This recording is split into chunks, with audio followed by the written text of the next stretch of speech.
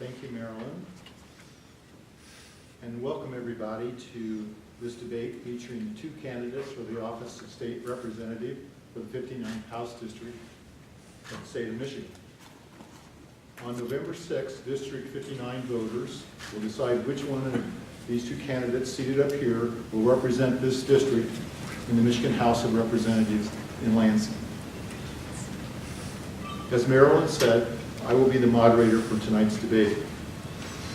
I will be asking questions of the candidates provided by the sponsors, the league, and then questions submitted by you in the audience.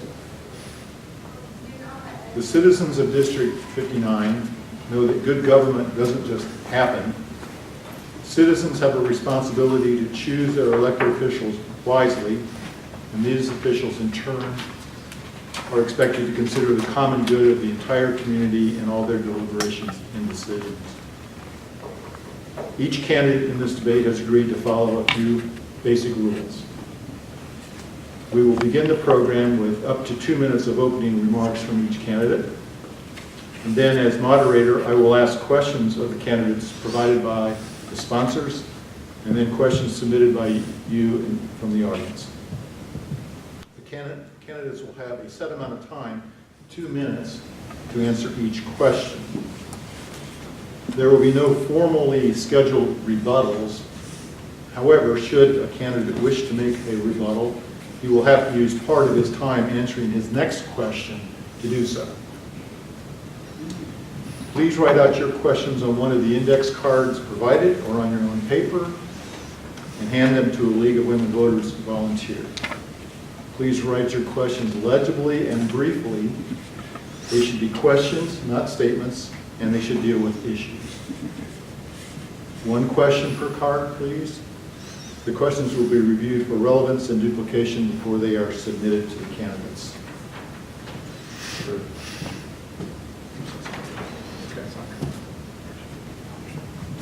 Okay.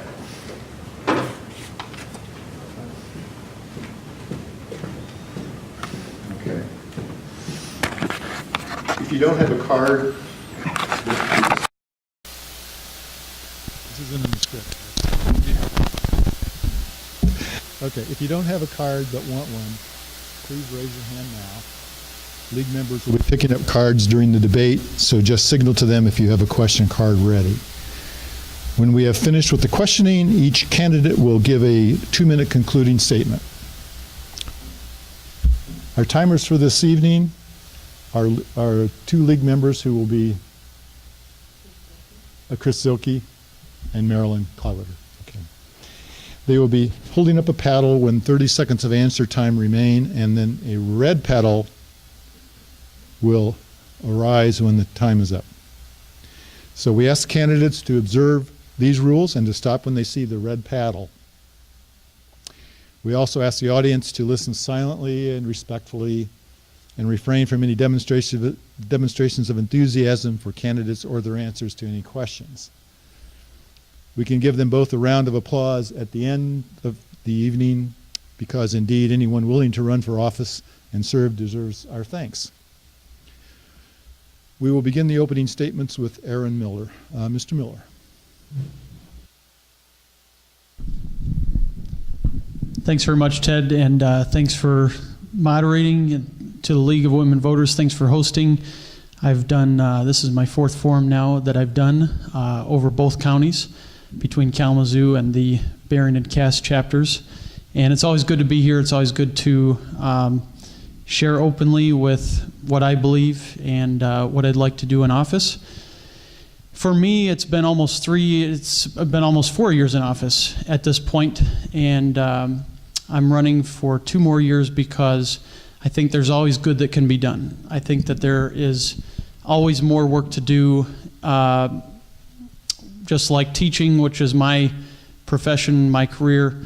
I don't think that in government the work is ever done because society is always changing. Issues are always changing. There can always be something that can be better. So I believe that we can be better as a state. I would like to be a part of that. My background is in teaching. My wife is a nurse and she's actually working as we speak. We are a working family. I come from a family of a nurse and a teacher as well. So I first ran because I wanted to be a common person who was serving in the legislature. That's what I wanted to be. And I wanted to do things that were unorthodox. I wanted to be more responsive to the people. I wanted to show that I was not avowed to any special interest. And so I set out 4 years ago not taking lobbyist money. And that's a thing that's not often done, but I thought it was the right thing to do. And I would say that defines my service in the Michigan House of Representatives. I want to do the right thing, and I do things unorthodox. I do things responsive to the people of this district. So thank you very much for hosting. It's a great thing to be here. Thank you. Thank you, Mr. Miller. And now Dennis Smith. I'd like to reiterate your thanks to the League for hosting this event. And I'm going to use the microphone now because I think it probably feeds into the sound system that's going to be used to record this event. But if it becomes not necessary, then I won't. We are natives of Michigan, residents of this area of Michigan for the last 14 years. I entered into this time of my life kind of coming out of my experience as a parish pastor for the last 32 years, and prior to that as a teacher also in the Michigan system. And what I've seen in 32 years are a number of social problems, many of which can probably be laid at the feet of folks who make bad decisions, but many of which are exacerbated by decisions made in places like Lansing. When I'm handing out gas vouchers because people can't afford the gasoline to put in their cars and they can't afford the insurance to insure them, and folks that are having trouble paying for rent or paying for utilities. A lot of times these are having to do with issues of wages, having to do with the availability of work. And so at this time in my life, I feel genuinely, as you said, called into a vocation of public service. So yeah, we're probably going to differ on a couple of issues, but first of all, I want to admire you for even being here tonight. I think there would probably be more people at the table if more of us accepted the opportunity and the responsibility to respond to one another while we're seeking this really very important, I almost hesitate to use the word sacred, but I kind of feel that way, task of being your representatives. Thank you. Thank you, Mr. Smith. It's now time to begin our questions for the candidates. As noted before, their answers must be limited to 2 minutes. If that time period is exceeded, I will intervene. So the first question goes to Mr. Miller, and then it will be repeated. Mr. Smith will answer it, and we'll rotate back and forth. So the first question is concerning health. Recently, the Centers for Disease Control and Prevention reported that last year, 2,662 people in Michigan died from drug overdoses, more than died from traffic accidents and firearms combined. The CDC also reported that this was an 82% increase in overdose deaths from the number 5 years earlier. Drug abuse is a significant problem in Michigan. What should be done to address this problem, Mr. Miller? This is a tough question. This is what all 50 states and the District of Columbia, the whole world is really dealing with, is the opioid epidemic. And no one person has the single solution. Otherwise, we would have done it 8 years ago. There's nothing that is simple that can be done about drug overdoses and the problem that exists in society behind it. So I can't sit up here and give you an easy, boxed-up answer. I think that it is a multi-pronged strategy, and oftentimes I don't think the government even has the power to do anything. But I think we can do many things that can help chip away at it. One thing that we did as a legislature, and this was driven by Representative Pasholka, who is from Berrien County, when he was in the legislature, was getting rid of the punitive discipline for if a student reported an overdose. In other words, if somebody is at a party, reports an overdose and says, please help, somebody's dying here, that person who called the police or called the ambulance would be prosecuted or could have been prosecuted. And Al Pasholka put forward this Good Samaritan bill and said if someone is calling to save their friend, even though they were in the wrong, even though it's a party where they're all drug overdosing possibly or doing drugs, let's put a Good Samaritan exception for whoever is calling so that we can possibly even save a life. That was one thing that we did. That is not the answer by any means to solving the problem, but it's one small thing that we can do to chip away at the problem. Again, it's not a readily solvable problem. Thank you, Mr. Miller. And Mr. Smith, your answer? Yes, and to a large extent, I agree with what you said, and I appreciate the introduction of that bill. I guess once again to repeat, there is no simple solution, like I said, or otherwise we would have done it. But there are a number of ways that people approach these kinds of issues. One is interdiction, stopping the inflow of drugs. One is education, of course, and there's treatment. And I suppose some magic combination of those three will eventually make a dent. But here's the thing. I think that the drug problem in this particular time period, it happens to be heroin, and that's the one that can probably kill you faster than meth, but it's always going to be a drug problem. And the thing that stood out for me, I read a book here not too long ago called Meth Nation, and the meth epidemic, which is also rampant in this part of Michigan, is killing communities up in North Dakota, South Dakota, and those places, and it can be tied directly to the economic situation in those locations. So as it turns out, when an area is economically devastated, and again, you have to be careful about the correlation versus causation, but there seems to be a direct correlation between the level of drug abuse and the level of unemployment, poverty, despair. So it might seem kind of counterintuitive, but I think that rather than dealing with drugs and their victims directly, maybe one of the best ways to reduce overdoses and drug abuse is to work on the economics of the area. Make sure that people have good jobs. Make sure that people can pay the rent, pay the utilities, put food on the table, and live productive lives. I think that would probably make a bigger dent than interdiction, education, and treatment. Thank you. Thank you, Mr. Smith. Mr. Smith, you get first shot at the next question. It concerns the economy, the local economy. The U.S. Bureau of Labor Statistics recently reported unemployment rates in Cass and St. Joseph counties for August of this year compared with the numbers at the peak of the recession in 2008-2009. In Cass County, the peak rate 10 years ago was 12.8%. In August this year, it was 3.8%. In St. Joseph County, the peak unemployment rate a decade ago was 17.5%. In August of this year, it was 3.5%.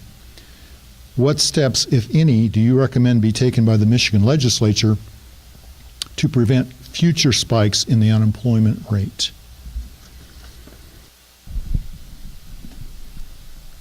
First of all, I applaud the drop in the unemployment rate. I think that has to be recognized.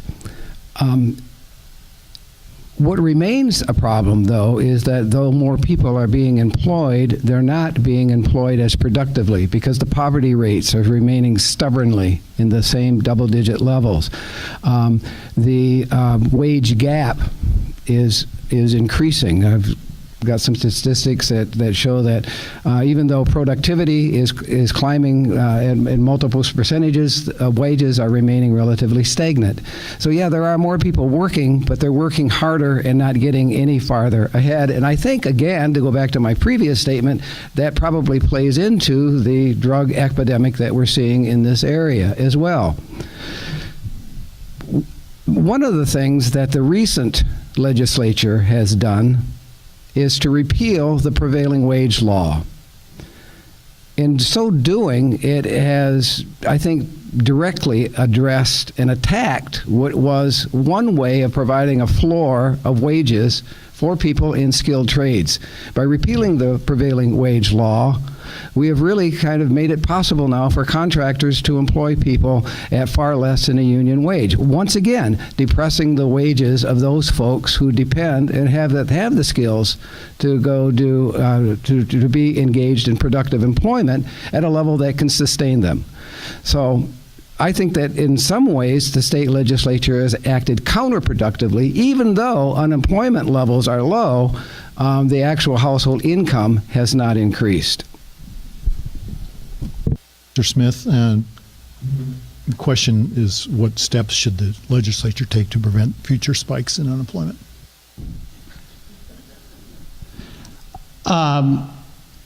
Again, just like the last question, I think too much is put on the government too often. It's not the government's job to regulate the unemployment rate. The government can have the opportunity, though, to set the stage for what employment exists in a state like Michigan. Interesting to look at is what was the employment like 18 years ago when we entered into our long recession in about 2000, 2001. And we were a lot more reliant on the auto economy then than we are now. Yes, we are the auto state and we should be proud of that. We should be proud of manufacturing the automobiles of the world, but things change, and in any economy, in any business, it's good to diversify yourself. It's almost essential for survival. You need to not put all your coins in one basket. That's what's good for a family, it's what's good for a business, it's what's good for government. And today, 18 years later after 2000, we are much less reliant. In other words, we are much more diversified as an economy. We're much less reliant on the auto sector. And so the next recession that comes along, we're less dependent on if the auto industry tanks heavily, which hopefully it doesn't. If it does, though, we're less reliant on that, and we can shoulder a recession like that much better than we could 18 years ago because we're much more diversified. And that's what we've seen the last few years of consensus revenue estimating conferences, which take place up in Lansing every January and May. So we're seeing good evidence from that we're good compared to where we were 15 years ago, 18 years ago. Thank you, Mr. Miller. Mr. Miller, you get the first shot at the next question. This one concerns roads. Very few subjects get more attention from citizens than the poor condition of roads in our state. Many roads in Cass and St. Joseph counties, Highway 40, for example, need to be repaired and repaved. The legislature already has addressed the funding problem, but we haven't seen much improvement. When will we? And what more can be done to improve our roads? I wish I had an hour for this answer. There's so much to share on and so much to tell about what we did. The bills we passed in 2015, almost 3 years ago to the day, it was in November of 2015, were very complex. On the face of the bills was that we raised gas taxes for unleaded 7 cents, for diesel 11 cents, and there was an average of a 20% registration increase that I did not like, but that we arrived at through compromise. And in the wake of taking those votes, I heard from many people an earful of, how dare you raise our taxes? And I never promised that I would never raise taxes. I never took a promise of anything, for that matter, when I ran for office. I never said anything about, I promise this or I promise that. I took the vote because I thought it was the right thing to do, and I caught an earful that I was raising people's taxes. And yet ever since then, I've heard an earful that we're not doing enough about roads. The two things contradict themselves and fly in the face of logic. You need money from somewhere to make your roads better. And I ask people when they say we want better roads, I think we actually have pretty good roads. And that's not a mathematical term. It's not a specific term. But I ask people, what do you want your roads paved in? Gold, platinum, asphalt, concrete, or dirt, gravel? And it all depends on what quality of roads you want. That's what drives the cost. I believe 3 years ago that I still did the right thing in voting for a package, even though it was a tax increase. Even though I didn't like the whole thing, I thought that it was the right thing to do. Do I still think that there's more needed? My unequivocal answer is an absolute yes. I still think that we need more because good roads drives everything in our state, whether that's personal transportation, business, government, everything. Thank you, Mr. Miller. Mr. Smith. Yes, I applaud Governor Snyder's 2019 budget proposal, and he has increased the allocation for road repairs specifically. It's a good start. I'm not sure if it's sufficient. And yes, I do agree that we need to pay attention to all of the infrastructure, not just roads, and thank you for your elucidation on what has been done in the past. I don't have a great answer for that other than we simply need to invest. And I applaud you, Aaron, for saying yes. In order to make the things and to have the things that we want in this state, we're going to have to pay for them. And the way we pay for them is through taxes. I don't like them any better than anybody else, but like you say, you can't have it both ways. I think, frankly, the gas tax is a regressive tax. The gas tax hurts those folks who can least afford it. I have an automobile that gets almost 40 miles to the gallon. I can afford that car. I have a number of folks that I've offered assistance to that are driving around clunkers that maybe get 15 miles to the gallon. I'm sure that we'd like to get those off the road, but believe me, they pay far more than their fair share in gas taxes than I do. Where are we going to get the resources? I'm not sure. I wish I knew. I think that investing, and that's another way of talking about taxes, by the way, investing in our infrastructure is the right way to go. And if that means that we are going to have to find revenues through taxation, then I think that that's an investment that will eventually pay off for Michigan and for all of us. Thank you. Thank you, Mr. Smith.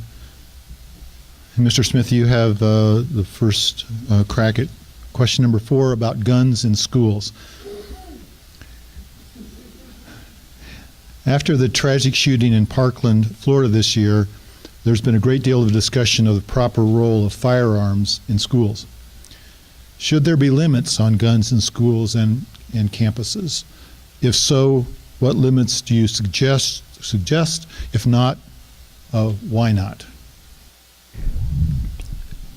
This question came up when Aaron and I were talking to the Conservation Club not too long ago. And the question came up, should there be gun-free zones? It's one way of talking about concealed carry permits, who can own a gun, where can you take it? And I clearly came down on the side that there ought to be gun-free zones in schools. Definitely ought to be designated as gun-free zones. I know what the counter-argument is. You know, that just makes it a soft target for somebody who wants to come in and do harm. But let me just say right off the top that yes, I still think that gun-free zones are appropriate, and I think that arming teachers and principals and other folks that aren't law enforcement trained folks as a way of heading off violence in schools is simply wrong-headed. I do believe that having resource officers in schools is a way to perhaps head off some violence. And also, I think that the additional security measures that are being undertaken for schools are appropriate. It's ironic that the Florida shooting happened right after that school went through a rather extensive safety program. And it's also very tragic that 17 people were killed in spite of that.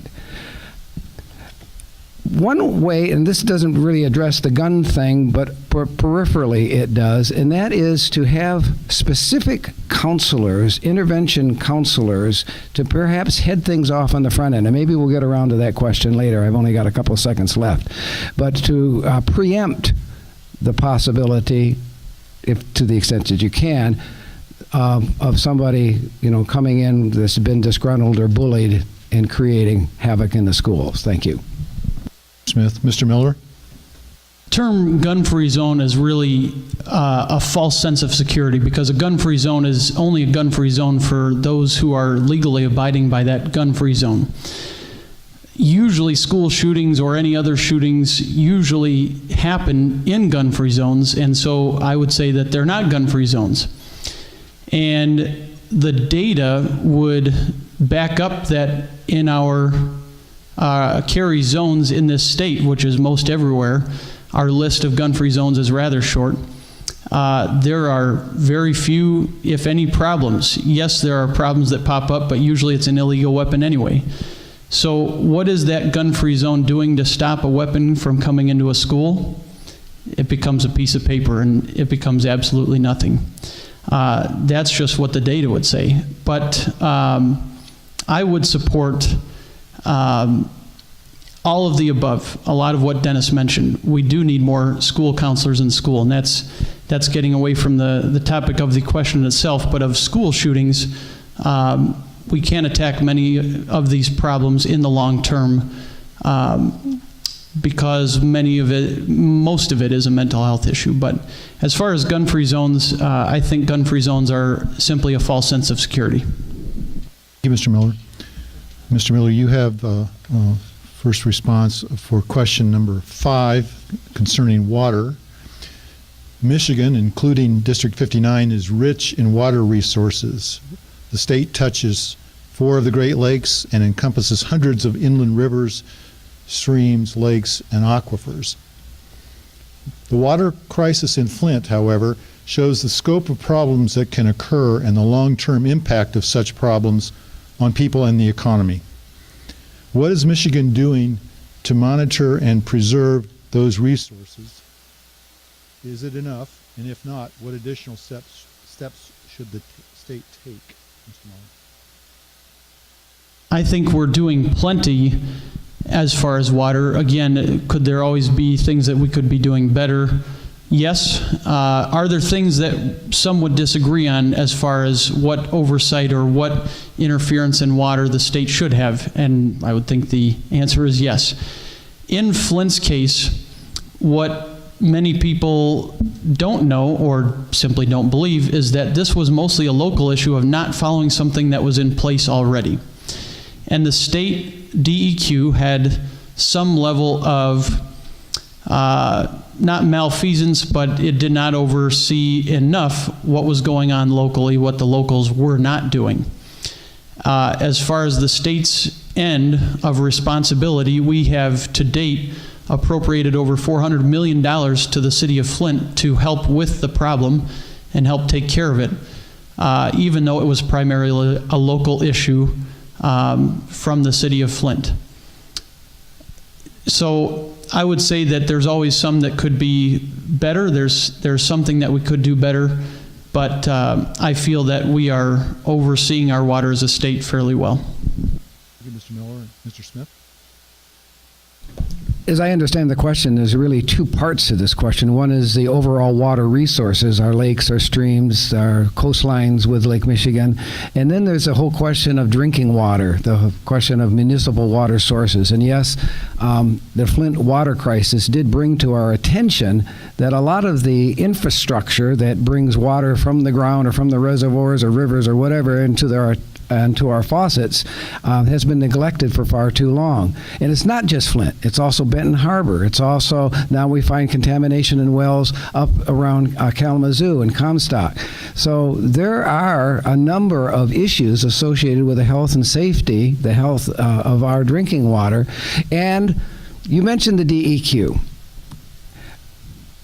We have agencies in the state whose responsibility it is to oversee our water resources, all kinds of resources, and to disempower these agencies by underfunding them, by cutting them out of the loop in some cases, is, I think, setting us up for further disasters like the Flint water crisis. I really believe that we need to be looking more closely. That's why we have these agencies. That's why there is a such thing as the Department of Environmental Quality, is to try to head off and to step in and correct problems like the Flint Rotter crisis when they occur. So we need to be funding them more. We need to be staffing them, and I think we need to be empowering them to go do the job that they were intended to go do and punishing them if they don't. Thank you. Thank you, Mr. Smith. Next question, Mr. Smith, you have the first response. It deals with car insurance. Michigan's car insurance rates are the highest in the nation. What is the reason for this, or reasons? What are the effects on individuals, communities, and businesses?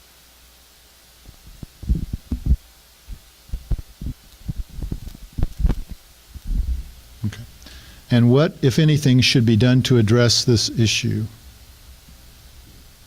2 minutes. My understanding is that the primary reason why Michigan has the highest auto insurance rates in the entire country has to do with one clause in the no-fault insurance law, which is the unlimited liability. And in one sense, that's really, really cool, because if somebody gets injured and they require medical care for the rest of their lives, that can add up to millions of dollars. And that was precisely what that provision was there to make sure that somebody got the care that they needed as a result of an automobile accident. But it also now makes our premiums, as you stated, already the most expensive in the nation. The alternative, and I frankly don't know why our Michigan legislature hasn't been able to, because we've known about that, you've talked about it, I haven't been able to address this situation and come up with a perhaps more equitable or competitive answer. And I think we can. But the consequences are then that we cap the liability, that we do what other states do. You'll be able to buy insurance with a $250,000 or $300,000 or $500,000 cap. What bothers me most about this, I can afford to pay it, I don't like it, but what bothers me most about the automobile insurance in Michigan is, again, that it penalizes the poor more than it penalizes me. I know folks who are driving without automobile insurance. And it's not because they just want to be outlaws, it's because they simply can't afford it. And that, I think, then becomes a social issue as well as an economic issue, and one that, frankly, we need to address. Thank you. Thank you, Mr. Smith. Mr. Miller. Almost a year ago, on November 2nd of last year, we had a bill that would have simply given choice to consumers. It didn't do anything to the system other than it allowed you to choose different levels, which is what Dennis is talking about. The Democratic caucus took a position against the bill. They did not want choice for consumers. They took a position against the bill. 4 Democrats voted for it, and they were punished by their caucus for doing so.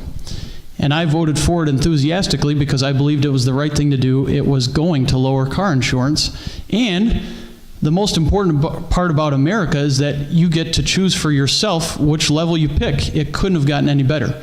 We could have changed the system to make it less, but I thought choice was a good start. It lets people pick what they want to pick. And unfortunately, we couldn't get the votes for that bill, and that's where we sit currently. I would support choice. I would support lowering the cap altogether. I would support getting rid of no fault. I have taken an open stance toward just about any solution for car insurance, and yet the barriers are a third of my Republican caucus and just about the entire Democratic caucus to changing that, because I get asked every week, why can't something get done? What's happening? Why can't we do something? And I have to tell this story very often, and those are the facts. That's why we can't get it done. That's what's in front of us. And the fact is, I don't think 49 other states are the ones who are doing it wrong, and we're the geniuses. Because people are actually leaving our state because they can't take it. Indiana's right over there, and they're leaving our state because of it. And so I don't think we're the geniuses. I think we're the ones out of 50 who are doing it incorrectly. Mr. Miller. Mr. Miller, you have the first response for the next question. What is Michigan's responsibility to assure that all of its citizens have access to adequate health care?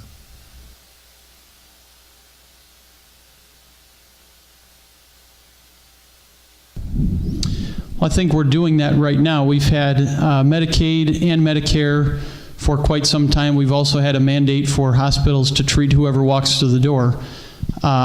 So I think that we are doing that. We're assuring adequate health care at this point.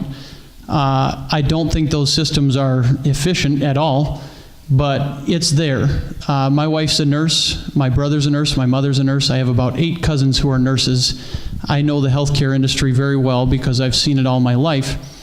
And my brother sees, he has seen people walk through the ER on a regular basis all the time, not just a few people, a lot of people.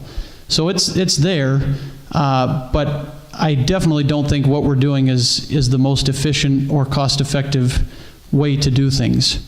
I have said before, and I'll say it again here tonight, I think that because of the mandate for hospitals to treat everybody who walks through the door, which is not a good business model for those hospitals, and a lot of local hospitals go under and have to go up for sale. Sturgis Hospital is in that boat right now, so we're kind of wondering about things. The fact is, I think single payer is inevitable. I don't want it, but I think that given the current atmosphere, it's inevitable because what we're doing right now is it's a charade of kind of doing government health care, yet we don't really want to. So I think that is inevitable, but time will tell on that. I think we are assuring adequate health care. We have wonderful hospitals, especially in this area. So we're assuring adequate health care, but are we doing it in the most efficient way? That is the difference. Then I believe the answer is no. Thank you, Mr. Miller. Mr. Smith. Aaron. Awesome, actually. Yes, emergency room care is the poorest way of being a primary care physician. And yeah, it works very, very well if you're indigent because you can't be refused. But if you have income, if you are a working family and you don't qualify for the Healthy Michigan extension of Medicaid, which is about 133% of the poverty level, which, by the way, for a family of 5 would mean a household income of about $30,000 a year. That sounds pretty good. But if you make $40,000 a year or $42,000 a year, for a family of 5, that's not a whole lot of money.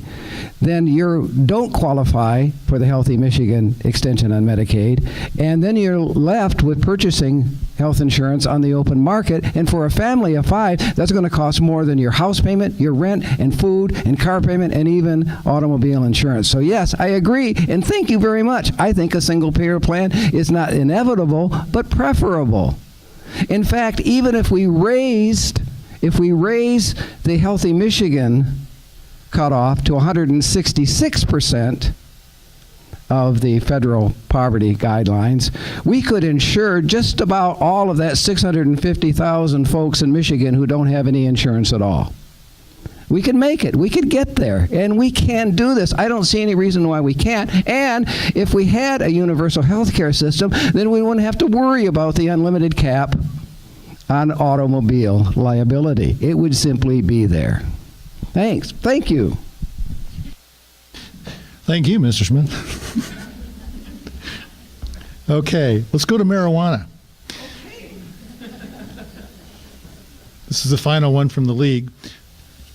This goes first to Mr. Smith.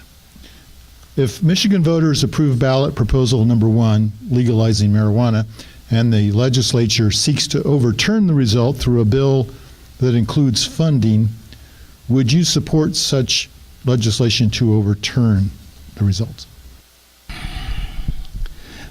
Absolutely not. And not because I would lead with the marijuana issue. With a lot of folks, I don't know that we need to legalize another drug, but we do need to decriminalize marijuana for a whole bunch of reasons. First of all, we've got far too many people locked up for possession charges that don't need to be locked up. And not only that, the vast majority of people that are locked up because of marijuana charges are poor, and they're African American, they're Hispanic Americans. So, yeah, I think that the decriminalization of marijuana is the right thing. Now, my opposition to what you just asked, though, has less to do with that particular proposal, and the idea that the state legislature can undo any ballot initiative, whether it be the marijuana initiative, whether it be, Proposition 3 that's on the ballot, or Proposition 2, voters not politicians, which, by the way, was also, there were some attempts to preempt that one. So, yes, my opposition has to do more with the notion that the state legislature can preempt, overturn, or modify a ballot initiative that the Michigan voters have a right to vote on. That's it. In my 30-second, I don't even get the 30-second warning. I'm done. Okay, thank you, Mr. Smith. Mr. Miller.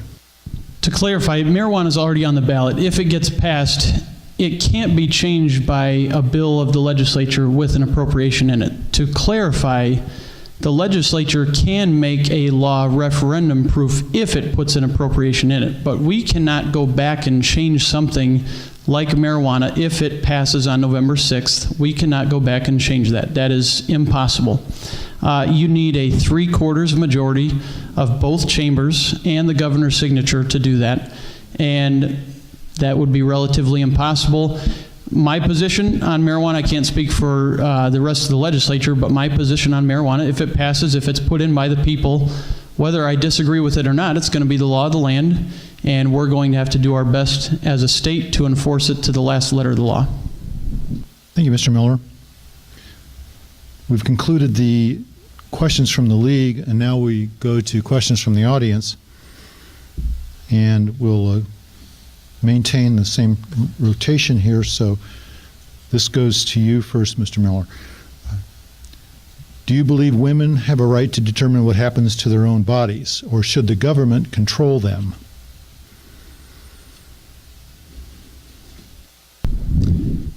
Well, this was a political question from the beginning, so I'll take part of the debate.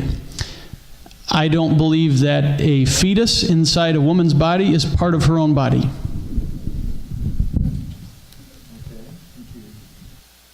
Mr. Smith. Yeah. Yes, I believe that a woman's health care choices are her health care choices, period. And that includes the period of gestation. And I think that we need to separate the moral question from the political question. And the political question is, does the state have the right to dictate to anybody how they can pursue their own health care? Now, if you go by definition and say that the gestating fetus is an individual, is a person that is subject to the protection of the state, then you've made an assumption. You've made a definition, and you've now removed that, the fetus, as something separate from the person, the mother. I think that that's a step too far. The state, in my opinion, does not have the right to dictate to anybody how, when they make their own health care choices, period. Thank you, Mr. Smith. Mr. Smith, next question goes to you first. Under what circumstances would you break with your party and vote with the opposing party to pass legislation that is good for your constituents? Anytime. And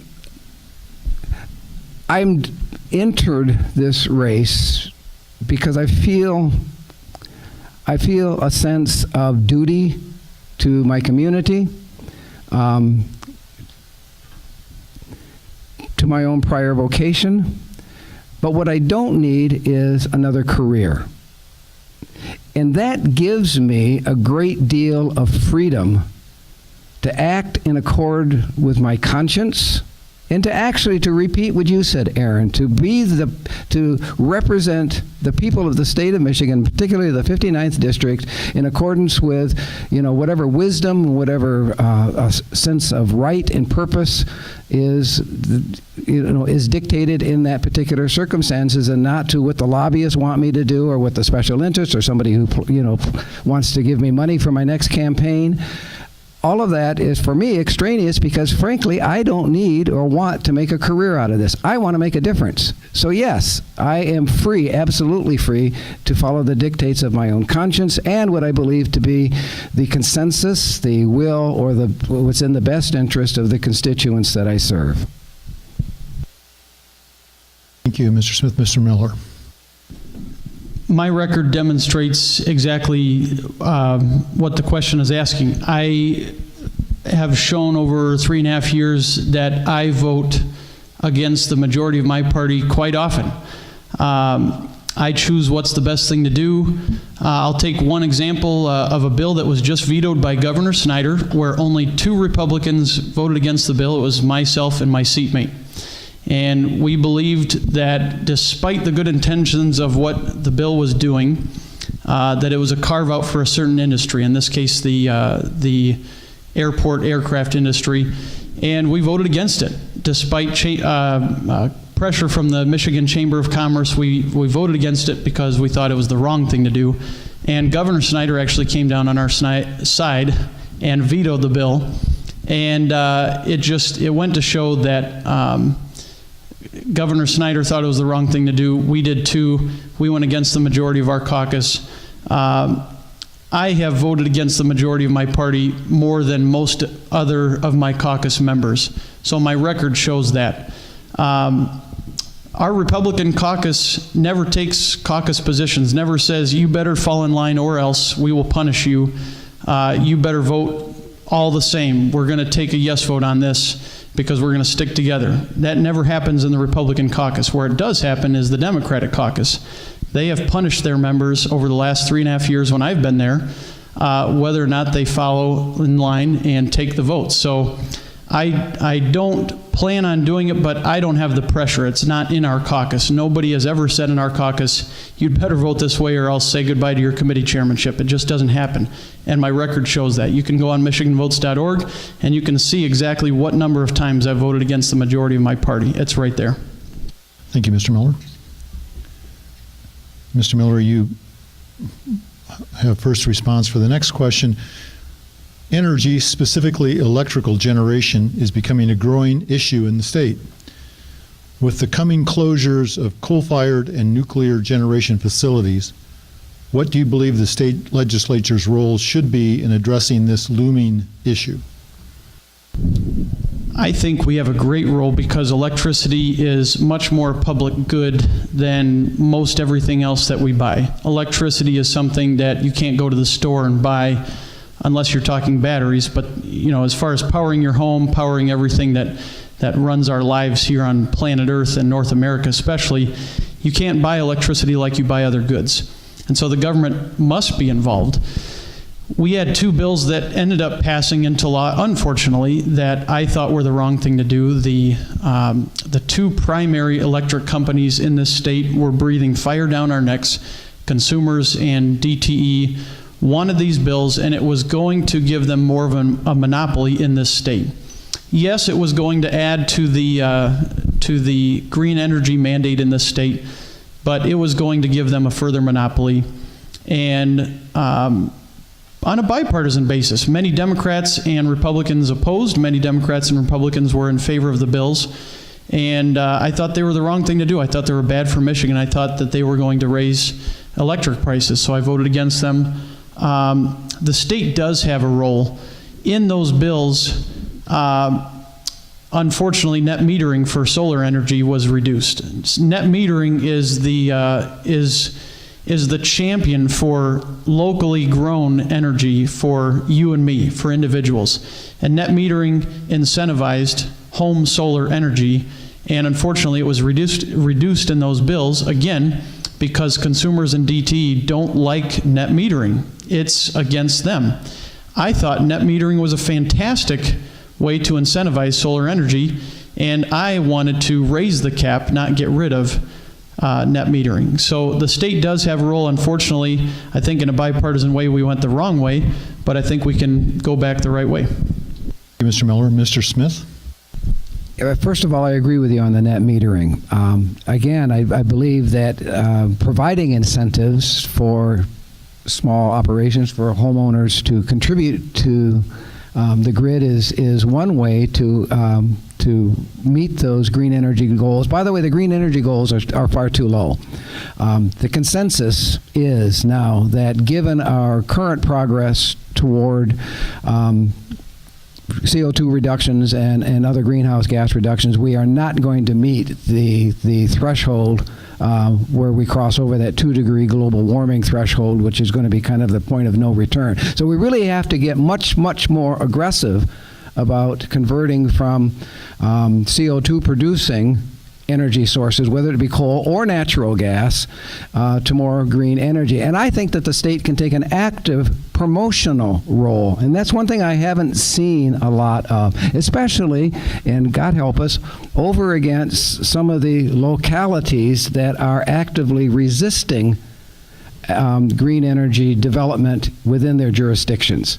I know that that's not going to be popular because I've heard it. I mean, one of the things that I admire about Aaron is that he gets out to all the townships and all the villages and all the municipalities, so he knows what people are saying. And he knows it's true that in a lot of these municipalities and townships, people are adamantly opposed to the installation of solar farms.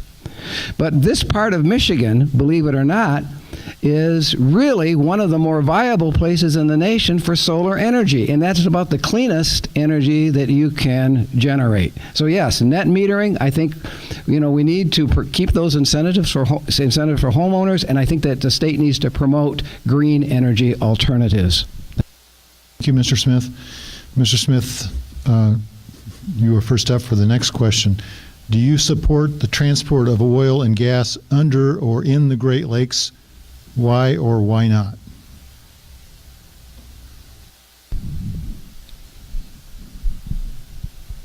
It kind of goes back to the previous question, and whether we like it or not, carbon-based energy sources are going to be part of the energy mix for a time. And transport is going to be one of the issues. How do we get it from the point of source to the point of use or the refineries? And so it all becomes really a kind of engineering and safety challenge. Now, I know that one of the petitions, one of the slogans, bumper stickers of the party that I represent wants to entirely get rid of Line 5 under the Straits of Mackinac, as if that somehow is going to be the answer to the potential of pollution. But if it's not Line 5, then it's going to be tankers. And if it's not going to be tankers, then it's going to be railroad cars. Because one way or the other, we got to get energy from the source to the point of use or the point of refinery. And the real question is, it's an engineering question. What's the safest way to do that? I think the current Line 5 is a total disaster waiting to happen. That needs to change.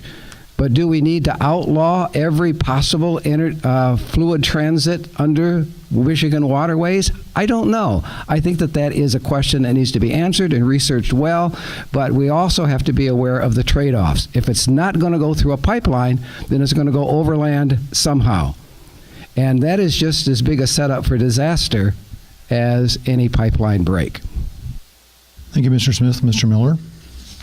Add something I've said actually a lot too. If you shut down Line 5, you translate into a certain number of thousand trucks per day, a certain number of thousand rail cars per day, and that's even if rail is available in that certain area. And the fact is, Line 5 has been operating safely for well over my lifetime, well over my parents' lifetimes, and I hear this all the time. Well, Line 5 is bound to break. It's bound to rupture, and it's just a matter of time. That's an emotional statement. It's not a factual statement. The facts say that Line 5 has been operating very safely and responds well to regular pressure tests by the company and overseen by the state and the feds. It responds very well to those, and it's operating very well. So the facts disagree with the emotional statement of it's bound to rupture any time. Just recently, in the last month, there was an agreement reached between Governor Snyder and the company Enbridge to tunnel under the Great Lakes, I think over 100 feet below the bottom of the straits down into the bedrock. And this tunnel would be able to more effectively monitor this tunnel where it's not underwater. It's enclosed in an impenetrable tunnel that goes under the Great Lakes, and I think that's fantastic. I think a lot of the response to it was a non-negotiable, no, that's not acceptable either, but I think that it would be a fantastic alternative to what we have now, and would provide even safer checks and balances on the line, whether it's called Line 5 or not. It would provide even safer checks and balances on it in a tunnel than right now, depending on where you are, 200 to 300 feet under the Straits of Mackinac. Thank you, Mr. Miller. Mr. Miller, you're up first with this next question. Not from a governmental point of view, but from a social point of view, what can our society do to reduce the level of unwanted pregnancy? It's a good question. In St. Joseph County, I grew up, just because it's my home county, we're in Cass County now, but I grew up hearing about it my whole life, that the teen pregnancy rate is extremely high where we live, and it's still the case. It hasn't changed. And I think there's a great deal of education that both Democrats and Republicans can agree on common ground, that there's a great deal of education and prevention that could do our society a whole lot of good and not be a political issue. And I know, for one, my wife works in the OB unit. Like I say, she helps deliver babies for a living. She's delivered 3 on her own, 100%. That's something I'm proud of. So this is her field. In their OB portion of the hospital, they give out birth control all the time. I know in the doctor's offices there's birth control given out. I am all for that, and I don't think it has to be a political issue to say that. So depending on whether it's the government or not, I think there are a lot of ways that we can come together for education purposes, for prevention purposes, to help our society that don't have to be political hot-button issues. Thank you, Mr. Miller. Mr. Smith? For the most part, I agree. If abortion rates and other metrics are accurate, the statistics on teen pregnancy are actually dropping. And that's an encouraging sign, and maybe as a direct result of the kind of things that hospitals and educators and other folks are doing in terms of educating people about contraception. One of the social slices where teen pregnancy is not dropping, however, is among the poor. And there may be all kinds of social pressures that contribute to the prevalence of teen pregnancy among the poor.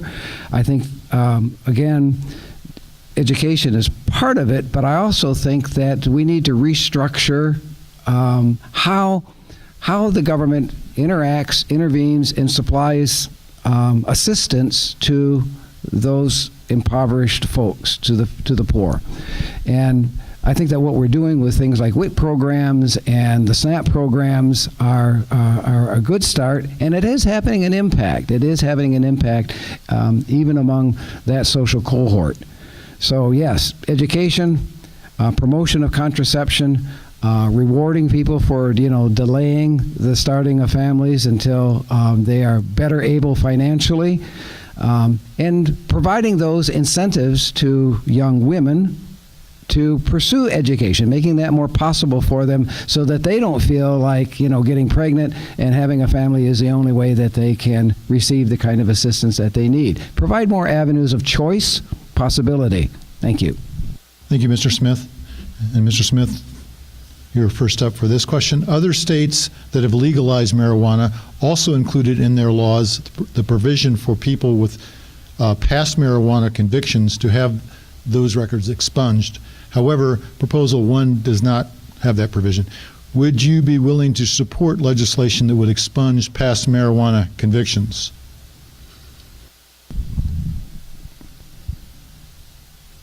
There is part of Proposal 1 that says change current or several current violations from crime to civil infractions. It doesn't go as far as expunging the records, but yes, if a person is serving time in our prison systems for a marijuana conviction that would no longer be illegal once Proposal 1 is passed, then I do believe that those sentences ought to be abrogated. They should be expunged and people set free. And that has two benefits. First of all, it's going to reduce the prison population by a great deal. First of all, and secondly, it's going to be a move towards a greater, I think, social justice in that a larger proportion of the population in prison because of drug violations happen to be our minority populations. So yes, I would endorse that move to expunge the convictions, the sentences of folks who would no longer be criminally liable if Proposal 1 passes. Mr. Smith, Mr. Miller? Not really coming at the marijuana issue, just coming at it from a criminal justice issue. To me, retroactivity can really be a dangerous thing in the criminal justice world. Without any specifics, of course, I can't answer on just expunging records, but I would be wary of going retroactive. Of course, whatever the proposal language says, if this is X and Y and Z are not a crime anymore, obviously that's clear. What's not clear for me is what unintended consequences would arise out of retroactively going back and clearing records like that. As to prisons, the fact is, ask a judge, ask anybody in the criminal justice system. People are not locked up for one or two or even repeated drug offenses. People don't get sent to prison for that. In fact, you have to, I've seen enough of the criminal justice system now that you have to make your way through the criminal justice system quite a bit before you make it to a state prison. But as far as clearing records, without specifics, I wouldn't know how to answer without looking at a specific proposal. Thank you, Mr. Miller. Mr. Miller, I'll try to phrase this question for both of you. The question is, are you sponsoring in the legislature concealed carry no permit? Does that mean no place is off limits unless a sign is posted, for example, schools, churches, stadiums, etc.? And then for Mr. Smith, it would be your view on that as a legislator, should you be elected. But Carry or carrying without a CPL does not have anything to do with gun-free zones. Those two things are separate in law. I did not sponsor a bill. I have not sponsored a bill to do that. I did take a vote to accomplish that. I believe I was a co-sponsor, not to get too far into the weeds. But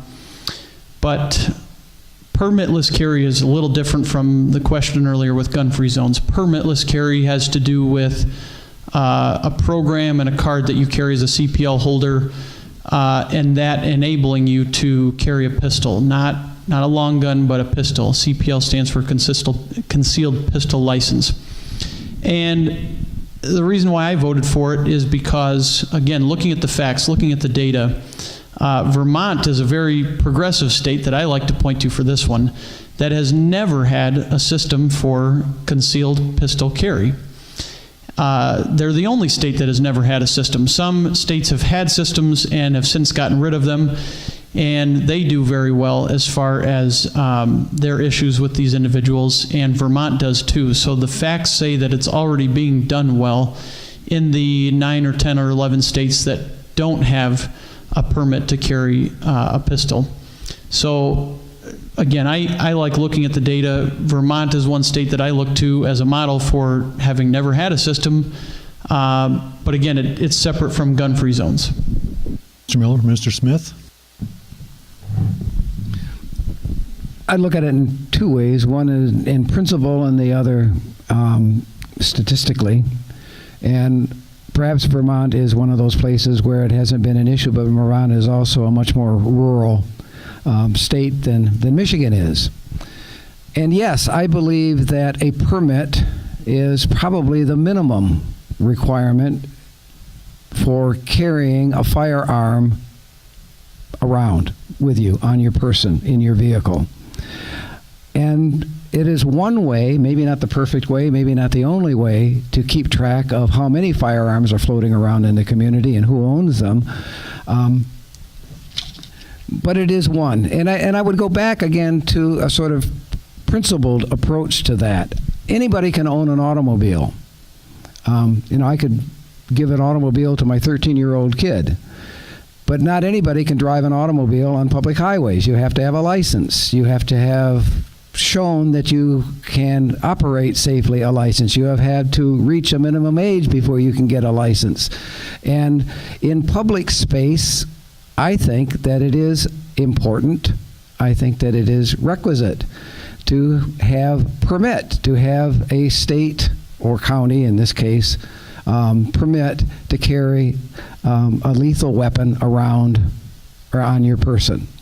And again, I go more to principle than statistics on this. And I would also, simply cite the fact that you simply can't have anything without having a permit to use it in public space. Thank you, Mr. Smith. Mr. Smith, higher education is critical in preparing our children for jobs of the future. What is your plan to reduce the costs to students for college and skilled trades education?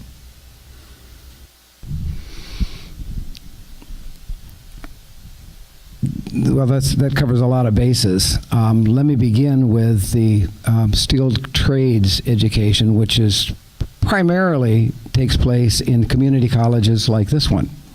The community college closer to home to me is Glen Oaks, and I know that in the last couple of years, Glen Oaks has made a concerted effort towards expanding their vocational education options.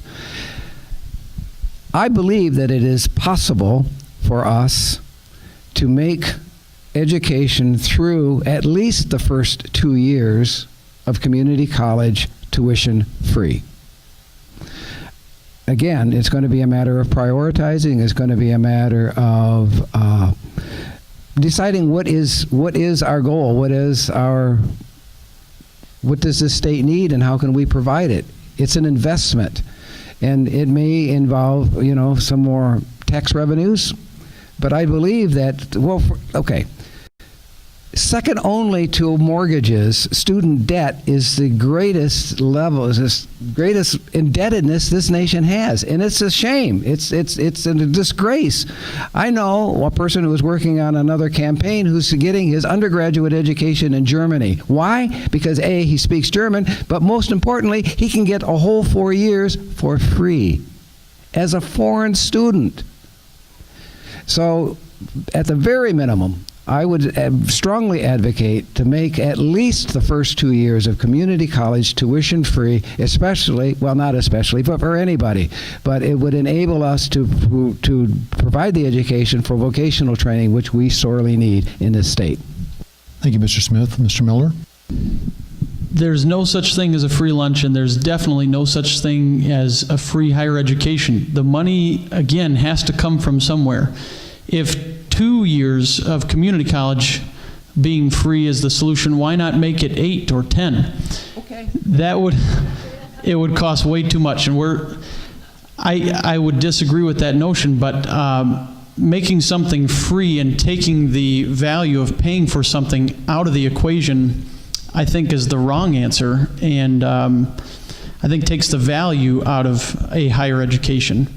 How do you reduce cost of a higher education? That's the trillion-dollar question, because there's a lot of debt out there. For one, I taught plenty of kids. I taught Algebra 1 primarily for my years in teaching, and I taught plenty of kids in Algebra 1 who didn't want to be there, who really for what they were going to do in life didn't need to be there. That sounds horrible on its face, but they weren't going to learn the material. They were set against learning the material.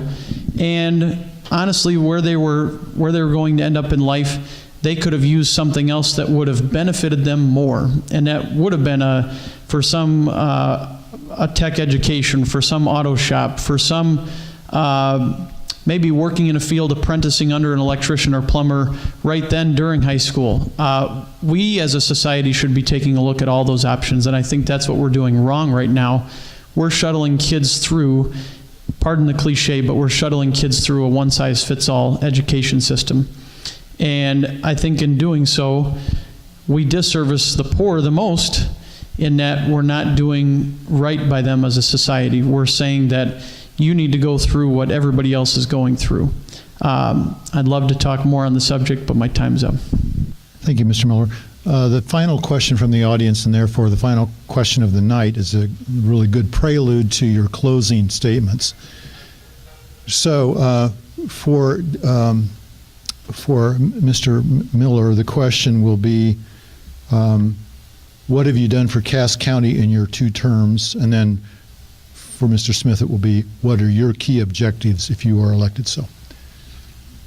Mr. Miller. I've done quite a bit of work with Cass County as far as, number one, starts with being involved in the community. A big challenge for me is that I live about an hour or just over an hour from Dowagiac. So it means being here, being in Cassopolis, being in rural Cass County often. That's something that I've had as a high priority my 3.5 years in office. As far as what I'm doing specifically for Cass, Cass and St. Joseph are quite a bit alike, and we also have some differences. And focusing on those similarities and trying to help the entire district is something I've tried to do. Something that is very important to Cass County, St. Joseph County, both, is agriculture.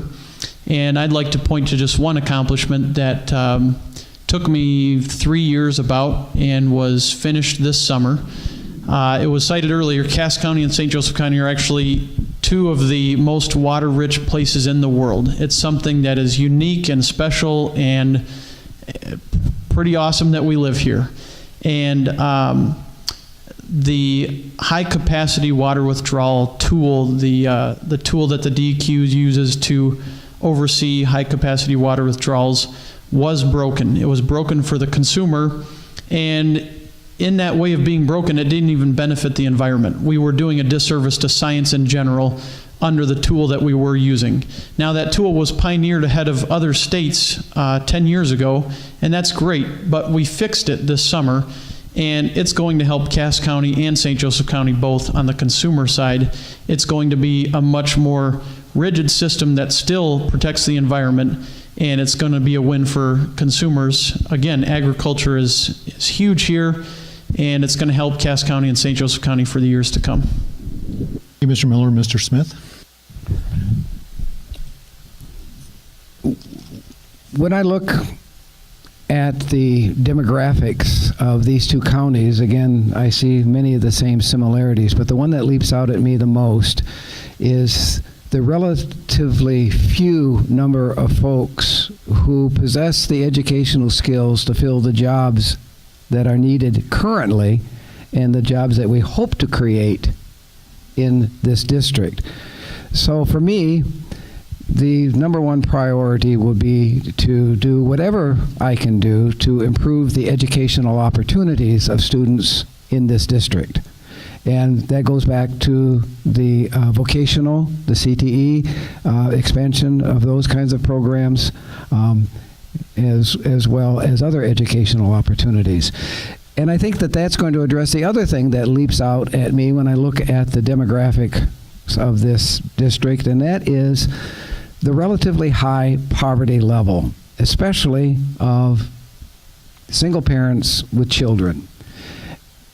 And I know that it may sound kind of like a panacea, but I do really believe, and I think you do too as an educator, that's probably the most effective bang for the buck in helping people get out of poverty is providing them with the educational opportunities. And that may mean also providing assistance in things like healthcare, providing assistance in things like nutrition.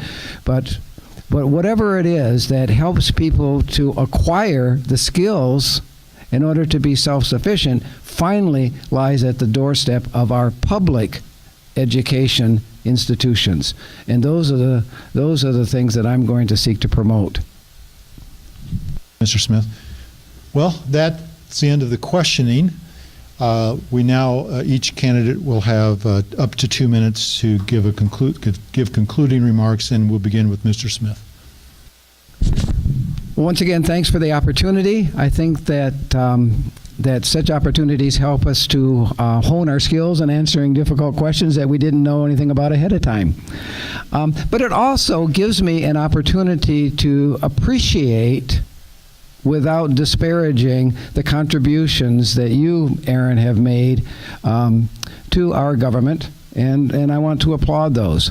It also gives us an opportunity to find out where we differ, you know, and why I'm spending, 27 hours a day trying to beat you.